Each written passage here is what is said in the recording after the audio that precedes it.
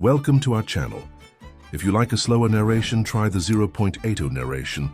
And to reach 1,000 subscribers, please subscribe and leave a like.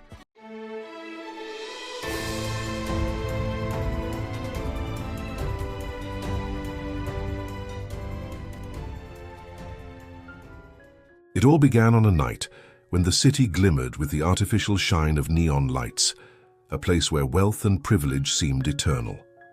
Inside the penthouse suite of a luxury hotel, high above the restless streets, sat a young man who had never truly known what it meant to struggle. He was the heir to an empire that stretched across borders and continents, the future face of one of the most powerful international hotel chains in the world. His life was polished like marble, designed like the lobbies of the establishments his family owned, grand, flawless, and seemingly untouchable. But perfection, as it often does, hid a restlessness. He had grown up surrounded by abundance, private jets, tailored suits, glittering events where everyone knew his name and bowed to his family's fortune. And yet he carried inside himself a subtle emptiness, a question he had never dared to answer. What was he truly worth beyond the shadow of his surname? That night, as he shared a late dinner with his grandfather, the man who had built the empire from the ground up, this very question would be forced into the open. His grandfather was a legend in the business world, a man whose gaze alone could silence entire boardrooms. But behind his stern presence lay a wisdom forged not from privilege, but from hardship. He had begun his journey selling fruit on street corners as a boy, working long hours until the calluses on his hands told a story of survival. He had climbed through life's thorns, building an empire brick by brick, never forgetting where he had come from. And when he looked at his grandson, lounging casually with a glass of wine, laughing about trivial matters, he saw not confidence but complacency. It was then that the conversation took a turn. "You think you understand life," the old man said, his voice carrying the quiet weight of truth. "But you've only ever seen it through the glass walls of privilege. You believe success is about money, about managing what has already been built. But what would you do if the name, the wealth, the power, all disappeared tomorrow?" The young heir smirked, brushing off the question. He had always been clever with words, quick to argue his point. "I'd adapt, grandfather. Don't worry about me. I could handle myself anywhere." The old man leaned closer, his eyes sharp. "Anywhere? Or only where the world recognizes your last name?" The challenge was clear, but the grandson refused to back down. Pride surged in his chest, the kind of pride that comes from never having been truly tested.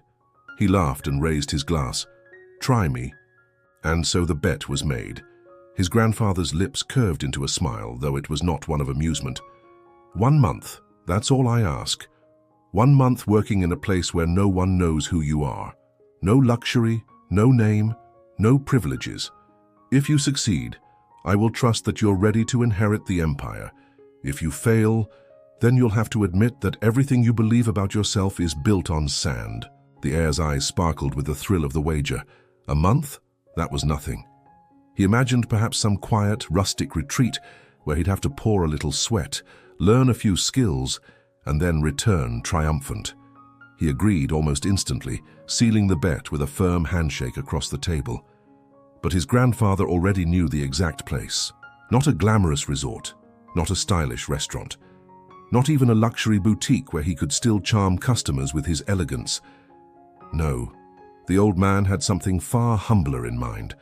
A small flower shop, tucked away on a modest street where passers-by often hurried without noticing its charm.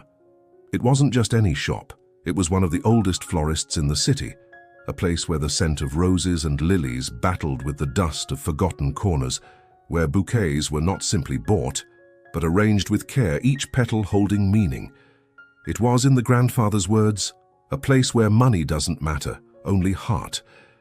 When the heir learned of his assignment, he could hardly believe it. A flower shop? Him? The man who had never lifted more than a pen, now expected to handle soil, water, and thorns. He laughed out loud, sure it was some kind of elaborate joke, but his grandfather's face was as serious as stone. The bet was not negotiable, and so with reluctant steps, the heir found himself standing before the shop a few days later. It was nothing like the sleek hotels he knew. The paint was peeling in places, the windows fogged with years of condensation, and the bell above the door jingled in a sound that seemed almost too cheerful for such a modest place. Inside, the air was thick with the fragrance of fresh blossoms, earthy and grounding, so different from the sterile scent of hotel lobbies. He was greeted not with applause, not with admiration, but with indifference. The shopkeeper who managed the accounts barely looked up from her ledger. The customers who trickled in only cared about the flowers, not the stranger in a pressed shirt. And there, among the petals and stems, was the one person who would unknowingly change his life. A young florist, her hands stained from trimming roses, her hair pulled back carelessly, her smile unpolished yet radiant. She looked at him once simply, without recognition, without awe. To her, he was nobody. For the first time in his life, he was treated like just another man. And it was only the beginning. The bet that had begun as a game of pride was about to unravel into a lesson neither he nor his grandfather could have predicted. For among the arrangements and thorns, between laughter and mistakes, something far greater than humility awaited him. Something fragile, unexpected, and yet stronger than any empire. The first spark of love. The first morning in the flower shop arrived with a kind of silence the heir was unaccustomed to. Gone were the sounds of engines humming from luxury cars waiting at the curb.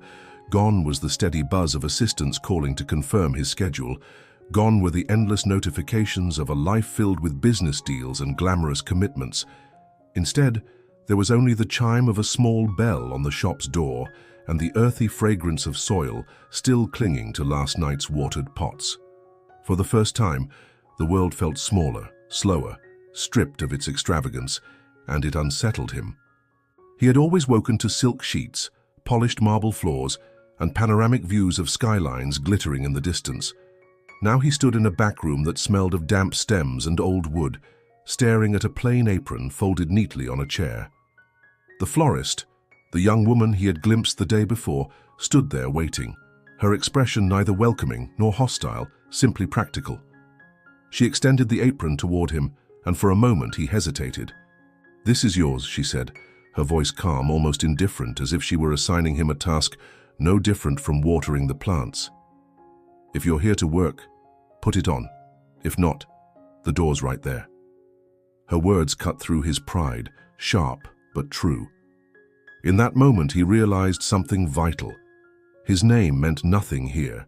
His expensive shoes, his neatly tailored shirt, his polished watch, all of it dissolved in her gaze. She did not care.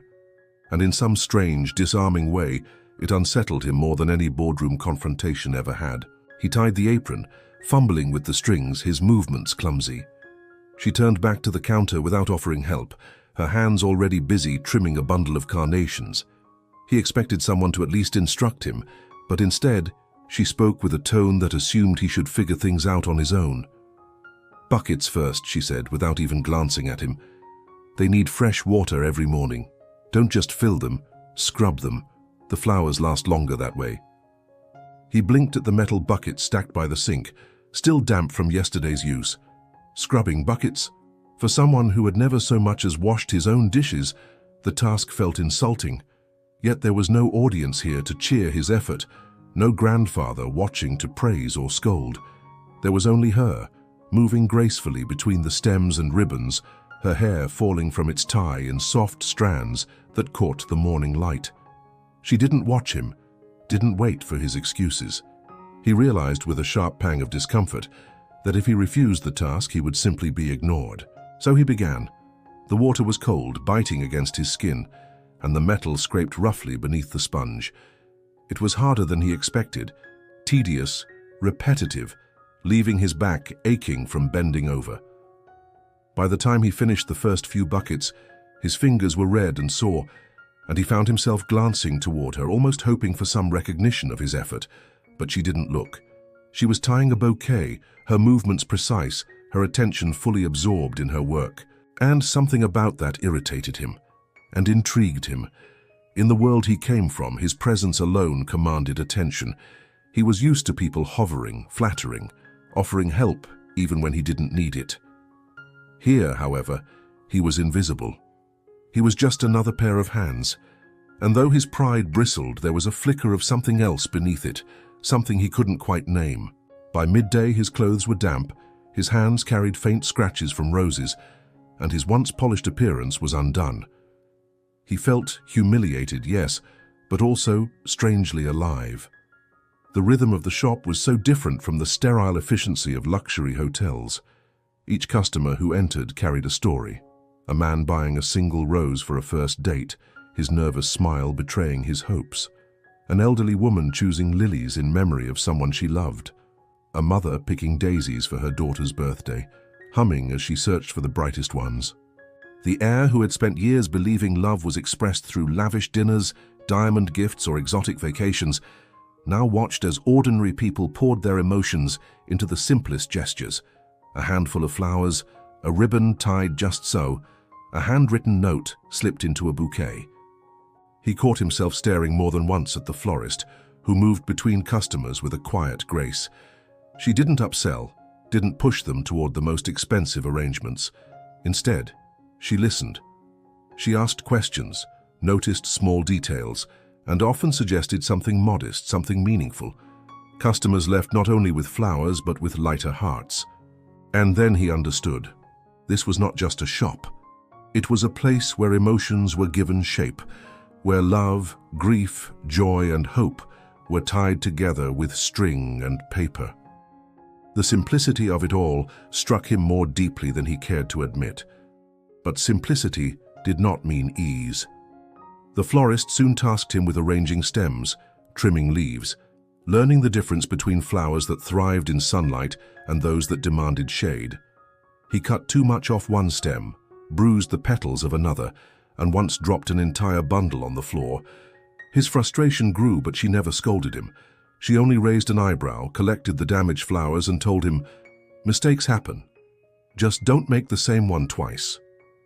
The words stung, but they also challenged him. For once, he wasn't being coddled or excused.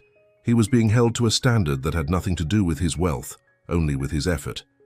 And as the days passed, he found himself trying, not because he wanted to win a bet, but because he wanted her to see that he was capable.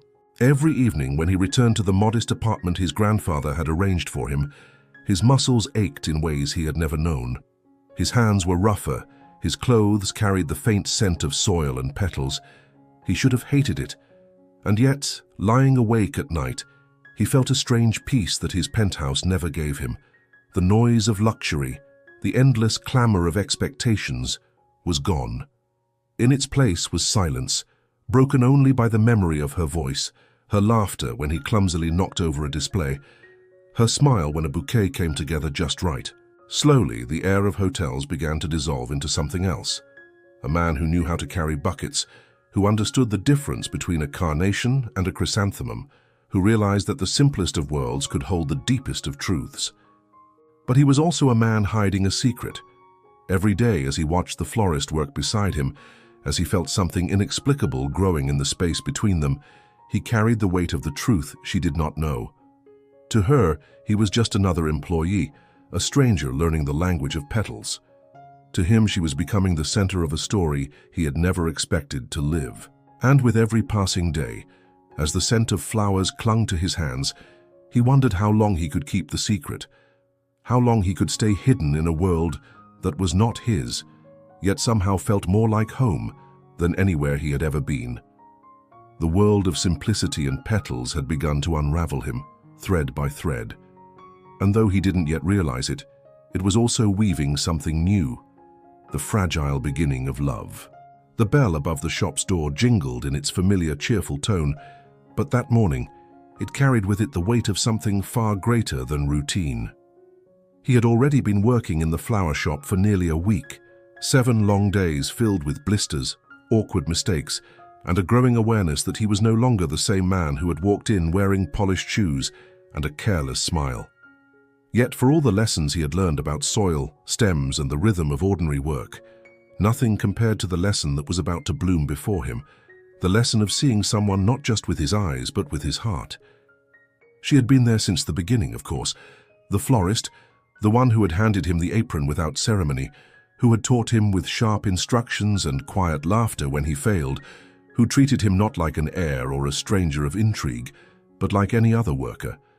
But until now, he had thought of her as part of the environment of the shop, as essential as the roses in their buckets or the ribbons that lined the shelves.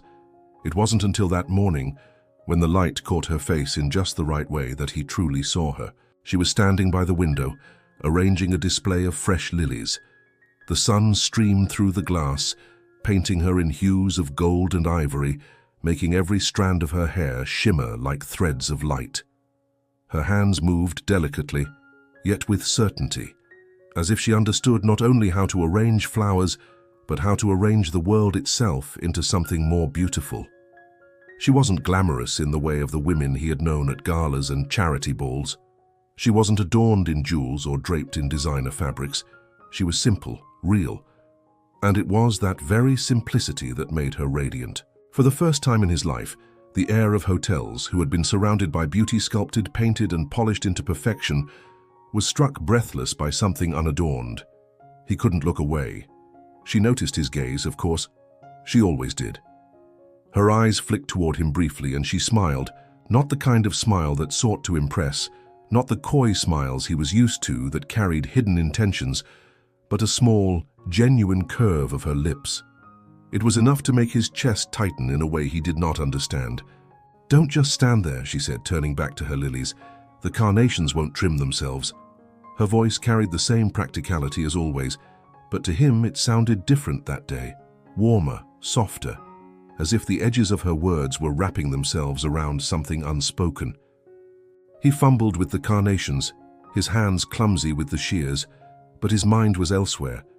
He found himself wondering about her. Who was she beyond this shop? What dreams did she carry when she walked home at night, when the scent of flowers still clung to her hair? Did she have family waiting for her? Did she love this work because it was her choice, or because it was all she had? The questions grew inside him like vines, wrapping tighter with each passing hour, and with them grew a feeling he had not expected. It was not the shallow thrill of attraction he had felt so many times before. This was slower, deeper, more dangerous. Later that afternoon, the shop grew busy. A young man rushed in, nervous and frantic, searching for the perfect bouquet to win back his girlfriend after a fight. An elderly couple followed, holding hands as they debated over roses or tulips. And in the middle of it all, she moved with grace, listening, suggesting tying stems together with practiced ease. He watched her laugh with the young man, reassuring him that the flowers would do their part. He saw her tenderness as she placed a single rose into the hands of the older woman, whispering something that brought tears to her eyes. It was then that he realized she wasn't just arranging flowers, she was arranging lives. She was stitching together the fragile moments people brought into this shop, giving them hope, giving them joy, giving them something to hold on to. And he wanted, desperately, to know what it would be like if she turned that same care toward him.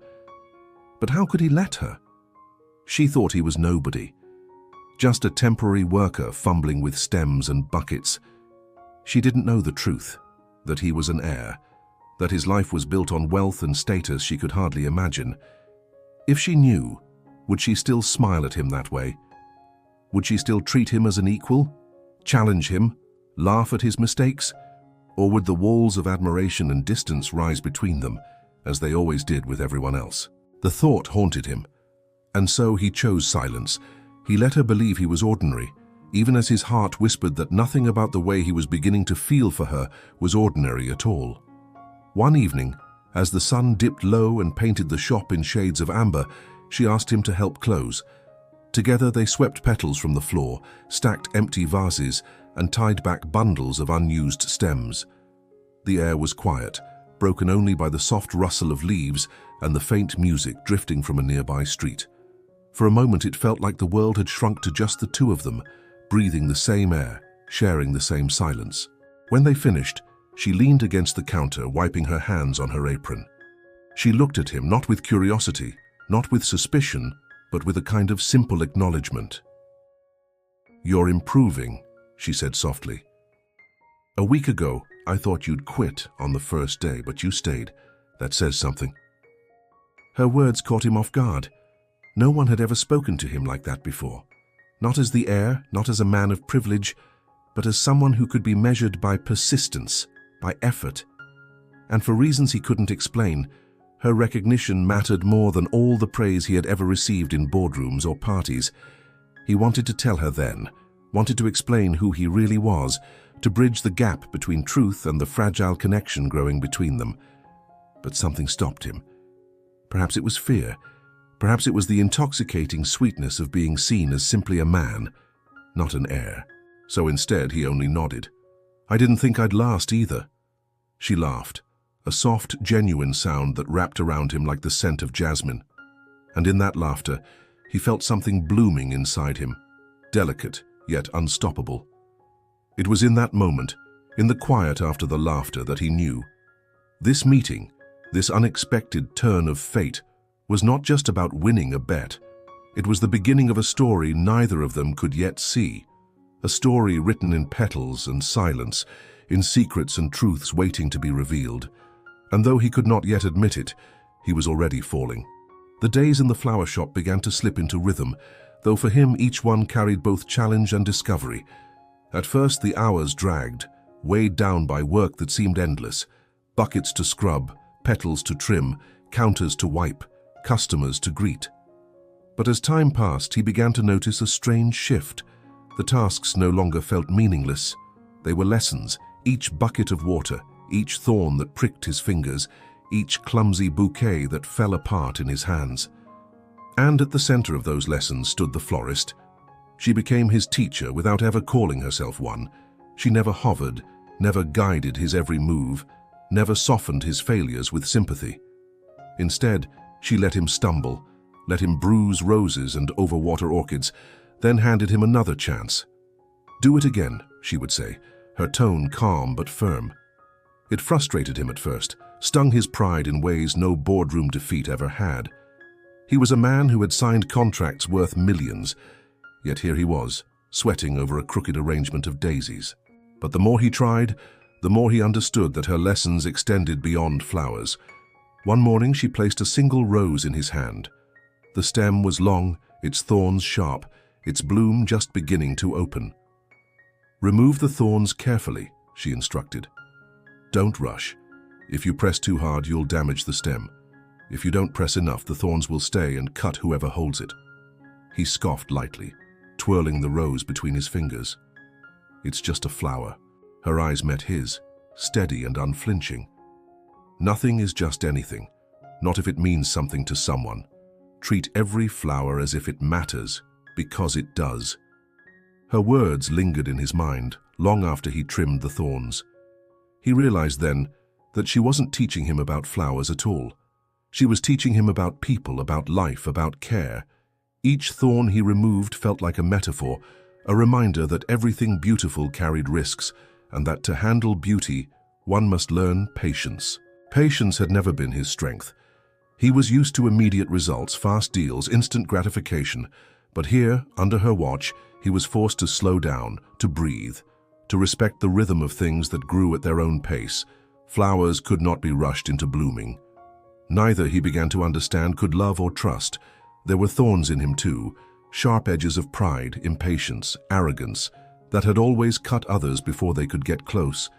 And somehow, in her quiet way, she was teaching him to trim those as well. Yet the lessons were not always so poetic. Some were humiliating, raw, and painfully real.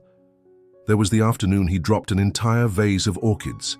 The crash echoed through the shop, water splashing across the floor, petals scattering like fallen stars. His face burned with shame, expecting anger, perhaps even ridicule.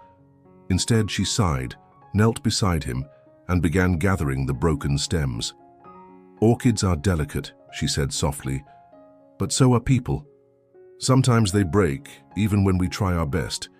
You clean up the mess, you start over, and you keep going." She handed him the broom, and together they swept the shards. He noticed how calm she remained, how she did not let the accident ruin her composure.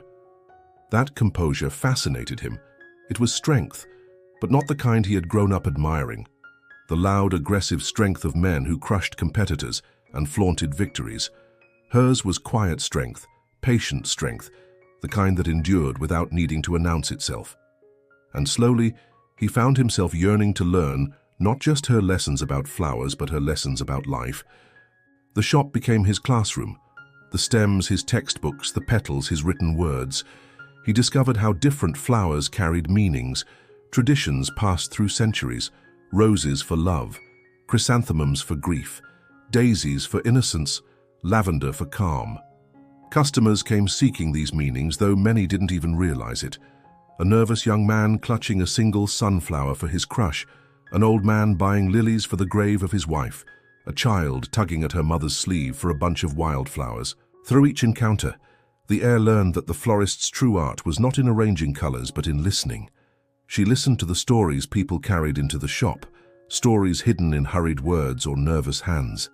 She translated those stories into bouquets, giving people more than flowers, giving them comfort, courage, hope. And he began to listen too. At first, awkwardly, fumbling with the right questions. But soon, with practice, he started to see the hidden emotions in the way customers hesitated, the way they lingered over certain blossoms.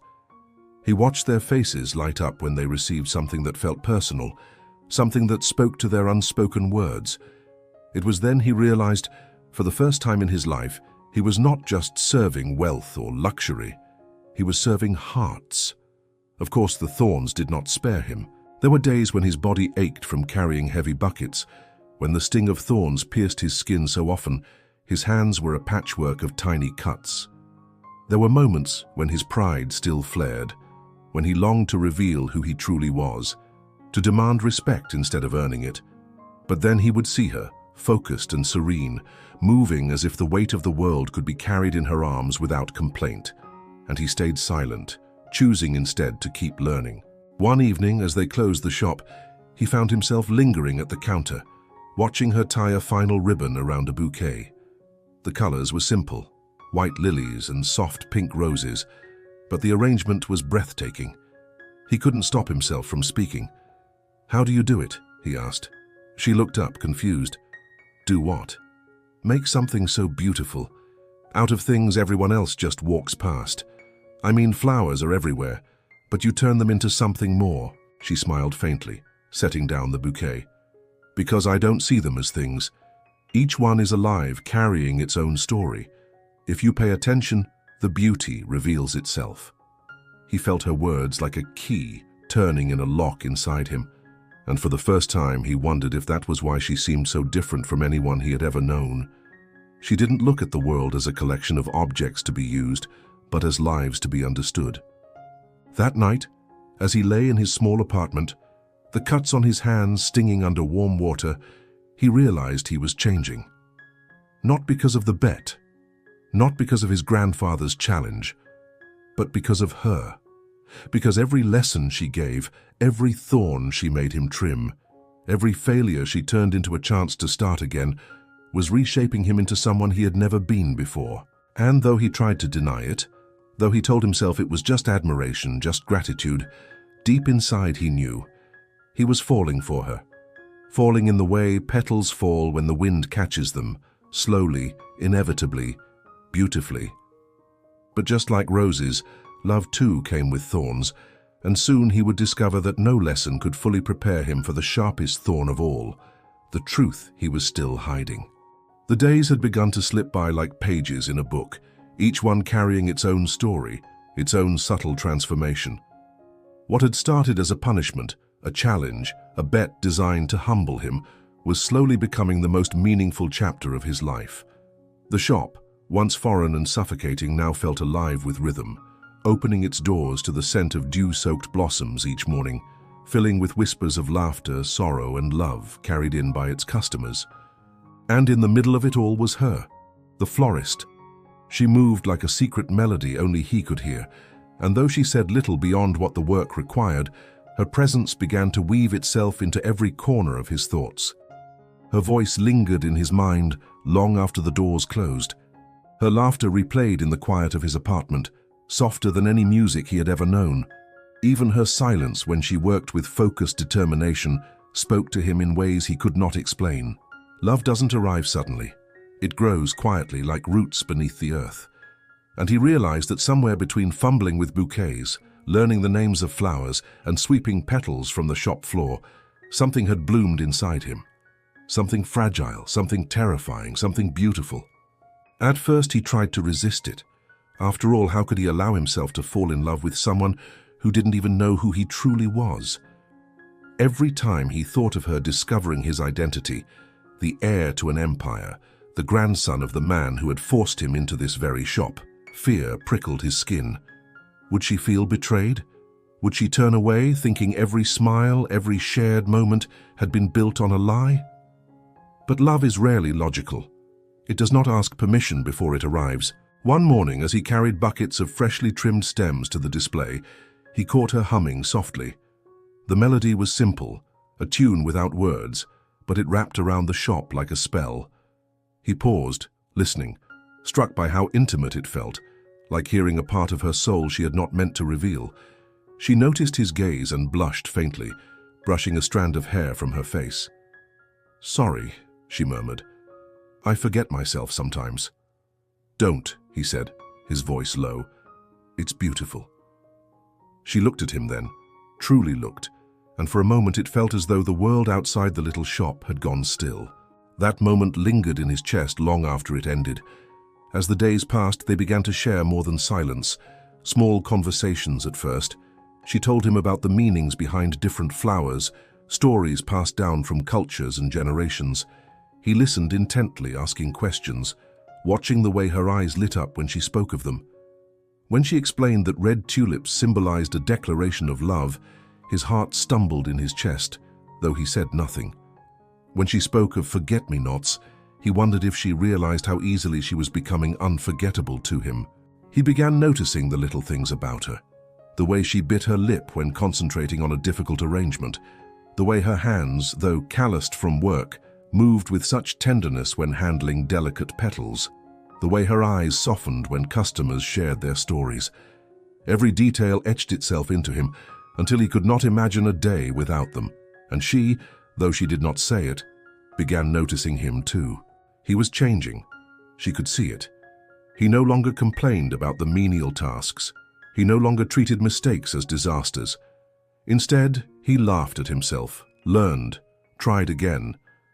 There was a sincerity in him now, a humility that hadn't been there before. And though she didn't understand where he had come from, though his past remained a mystery, she began to trust the man who stood beside her day after day, carrying buckets, arranging stems, listening with genuine care. One afternoon, a sudden summer rainstorm swept over the city.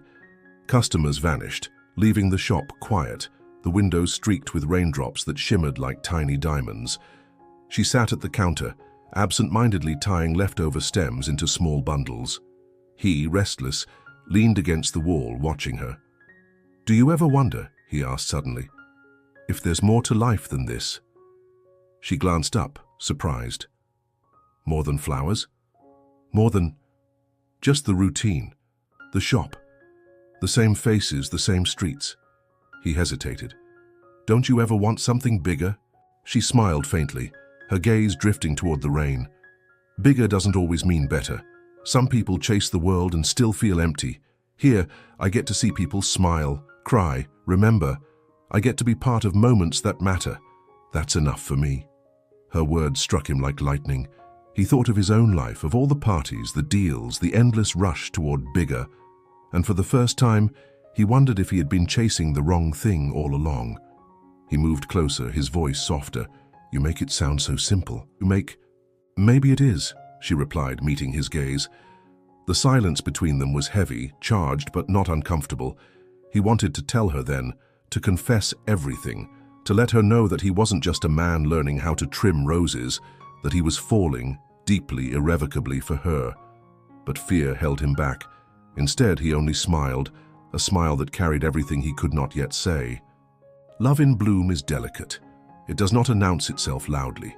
It shows up in stolen glances, in laughter over clumsy mistakes, in the way two people can share silence without needing to fill it.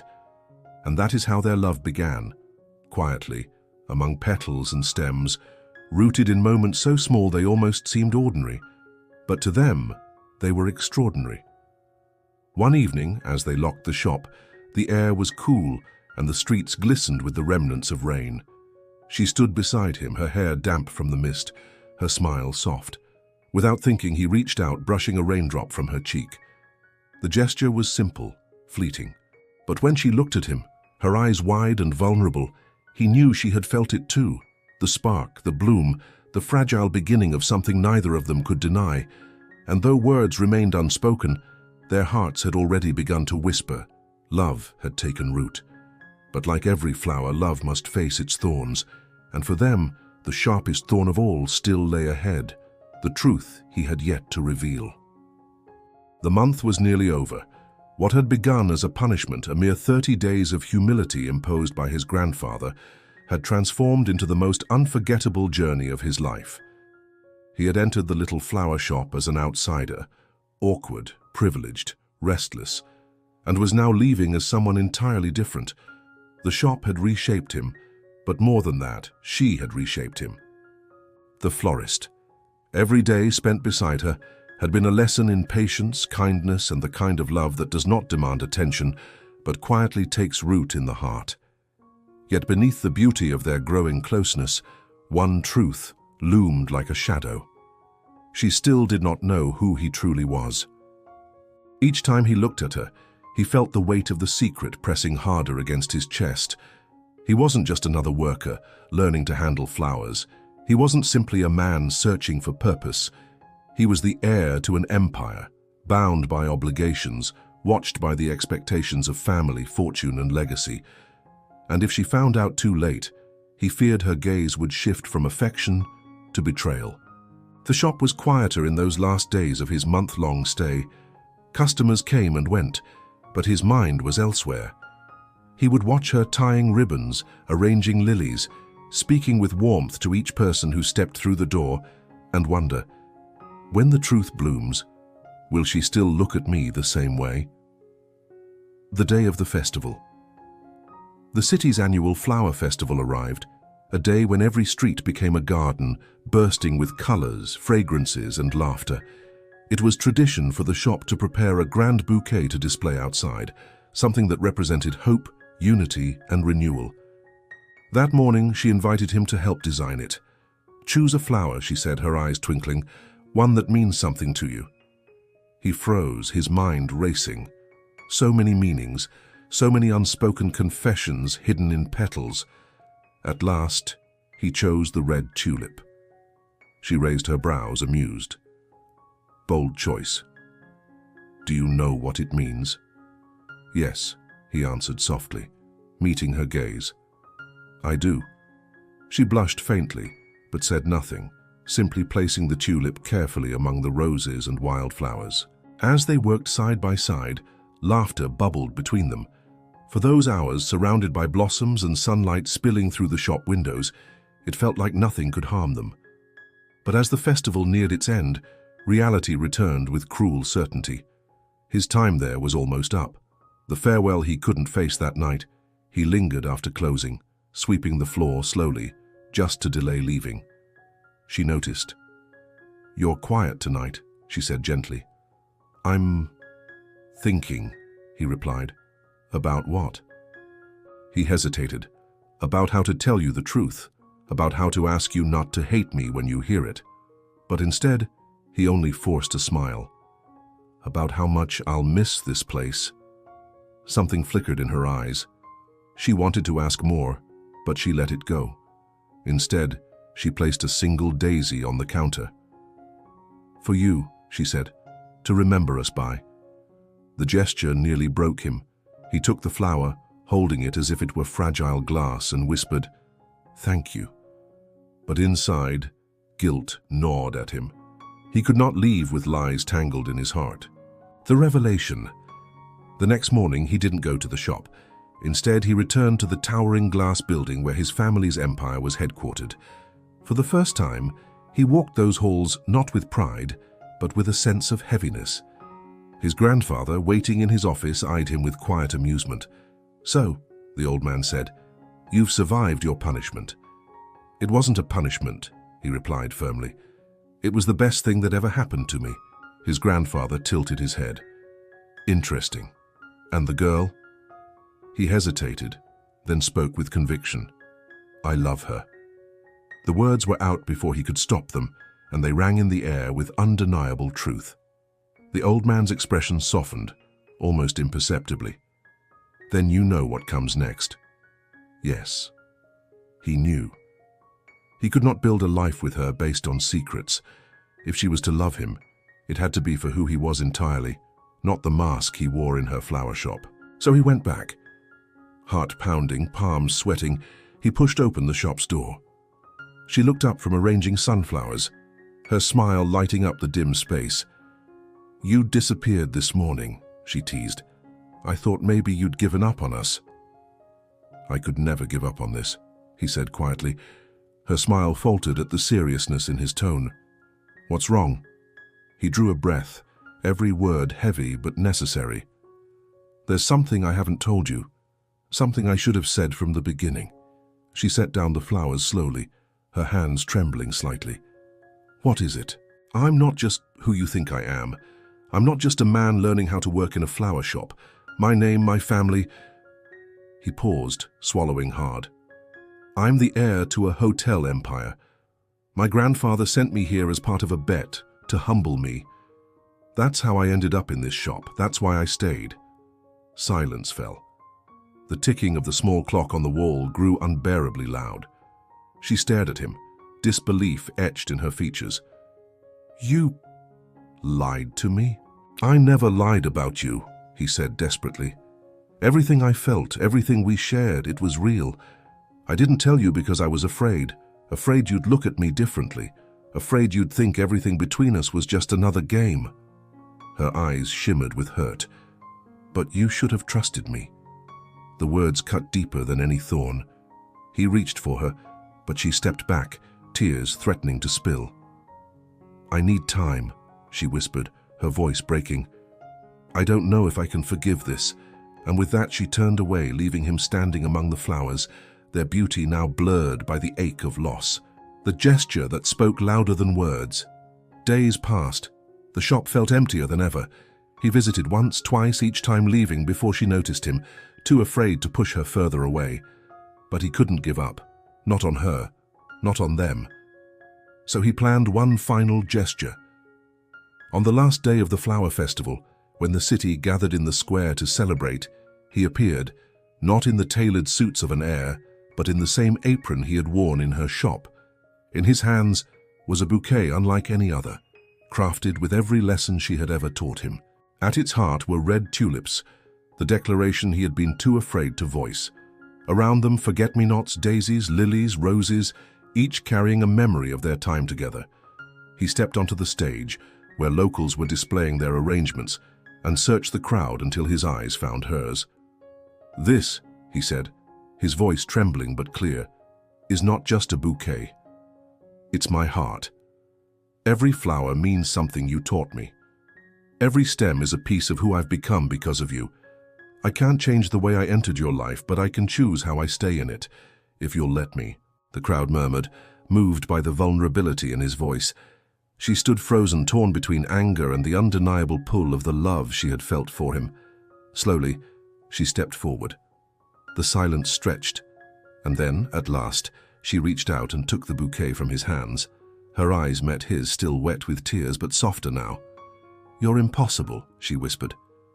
"Does that mean—" he began, his heart hammering. "It means," she said, a faint smile breaking through, "that love isn't perfect. It has thorns. But it also has roots, and maybe ours are stronger than I thought." Relief crashed over him like sunlight breaking through clouds. He pulled her into his arms, and in that moment, with the scent of flowers around them and the cheers of the festival rising, they both knew the truth. Love had bloomed against all odds, and it was here to stay. Epilogue. The shop never looked the same after that. It wasn't just a place of work anymore. It was a place of memory, of beginnings, of love that had survived secrets and storms. He continued to work there, not because he had to, but because he wanted to. And she, though still teasing him about his clumsy ribbon tying, knew that the man who once walked in as a stranger was now the one she trusted with her heart. And in every bouquet they made together, tucked between the petals, was the truth they had learned. Love, like flowers, is fragile. but when nurtured with honesty, it blooms into something eternal.